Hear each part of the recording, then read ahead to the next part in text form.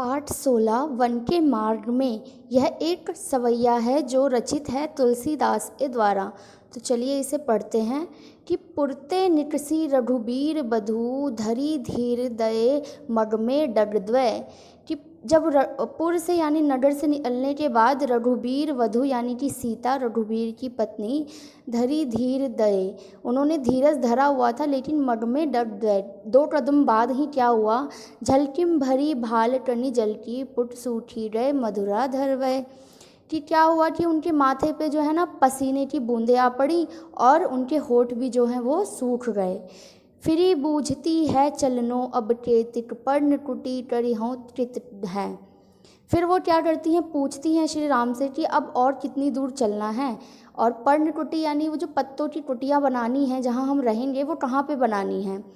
तियटी लठी आतुरतया पियटी अठियाँ अति चारु चलिम चल चुय। श्री राम ने जब वो सीता के माथे पे पसीना यानी उनकी थकावट देखी तो क्या हुआ कि श्री राम की आंखों में भी आंसू आ गए। जल को गए लखनऊ है लड़िका परिखो पिय छाह घरिक है ठाढ़े। सीता माँ कहती हैं कि जो जल लेने के लिए लखन गए हैं वो तो अभी बालक ही हैं, तो आप ऐसा कीजिए कि छाँव में खड़े होकर उनका इंतज़ार करते हैं। पोछिम पसेऊ बयारी करो, मैं आपके पसीना पोंछ देती हूँ और बयारी करो हवा कर देती हूँ। अरुपाय पखारी हो भुभरी ढाढ़े, और जो आपके पैरों में जो रेत जो है वो लग गई हैं उन्हें हटा देते हैं। तुलसी रघुबीर प्रियाश्रय जानी कै बैठी विलम्ब लो कंटक काढ़े। तुलसीदास जी कहते हैं कि सीता की ऐसी बातें सुन के जो राम हैं वो बैठकर और अपने पैरों से कांटे निकालने लगते हैं। जानकी नाह को नेह लठ्यो पुलको तनु बारी बिलोचन बाढ़े, और ये सब देखकर क्या होता है कि उनकी आंखों में बाढ़ यानी आंसू पानी जो है वो भर जाता है। आज के प्रश्न उत्तर कर लेते हैं कि पहला प्रश्न ये है कि नगर से बाहर निकलकर 2 पग चलने के बाद सीता की क्या दशा हुई। उत्तर, नगर से बाहर निकलकर 2 पग अर्थात थोड़ी दूर चलने के बाद ही क्या हुआ, सीता जी के माथे पर पसीने की बूंदें झलकने लगी और उनके कोमल होठ सूख गए, मतलब वह शीघ्र ही थक गई। प्रश्न 2 कि अब और कितनी दूर चलना है, पर्णकुटी कहाँ बनाइएगा, ये किसने किससे पूछा और क्यों पूछा। तो देखो, अब और कितनी दूर चलना है, पर्णकुटी कहाँ बनाइएगा, ये शब्द सीता जी ने श्री राम से पूछे क्योंकि वे बहुत ही ज़्यादा थक गई थीं। प्रश्न 3, राम ने थकी हुई सीता की क्या सहायता की।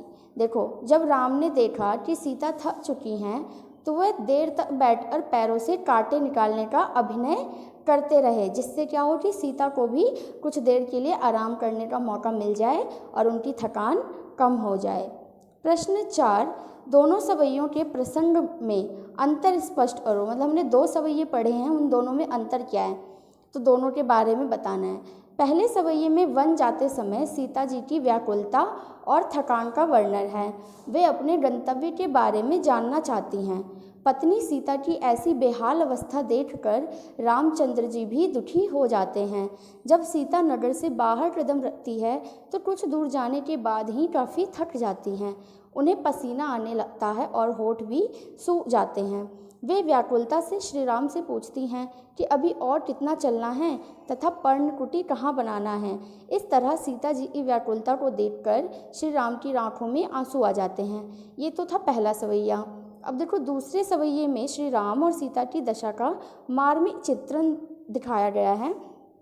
इस प्रसंग में श्री राम व सीता जी के प्रेम को दर्शाते हुए कहा गया है कि कैसे श्री राम सीता के थक जाने पर अपने पैरों के कांटे निकालते हैं और सीता जी श्री राम का अपने प्रति प्रेम देखकर पुलकित हो जाती हैं। प्रश्न 5, पाठ के आधार पर वन के मार्ग का वर्णन अपने शब्दों में करो। वन का मार्ग अत्यंत ही कठिन था। यह मार्ग कांटों से भरा था। उस पर बहुत ही संभलकर चलना पड़ रहा था। रहने के लिए कोई भी सुरक्षित स्थान नहीं था। रास्ते में खाने की वस्तुएं नहीं थी। पानी मिलना भी कठिन था। चारों तरफ क्या था, सुनसान और असुरक्षा का वातावरण।